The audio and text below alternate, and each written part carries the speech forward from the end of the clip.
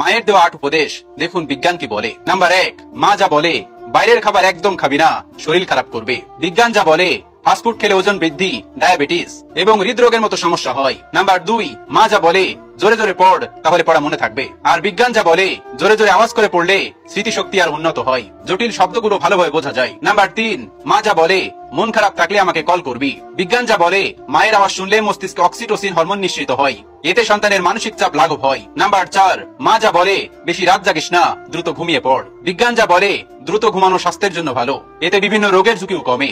Number 5, মা যা বলে কুজো হয়ে বসিস না, সোজা হয়ে বস।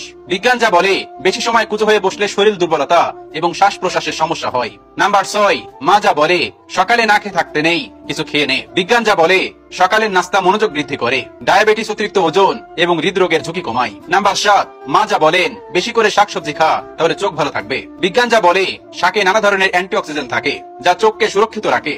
নাম্বার 8, মা যা বলে সকালে যত তাড়াতাড়ি ঘুম থেকে উঠবি ততই ভালো। বিজ্ঞান যা বলে দ্রুত ঘুম থেকে উঠলে ত্বক ভালো থাকে, মনোযোগ বৃদ্ধি পায় এবং ঘুমও ভালো হয়। আমাদের মা বিজ্ঞানী নয়, তবু আমাদের মায়েদের কথা বিজ্ঞানের সাথে কতটা মিল একবার ভেবে দেখেছেন?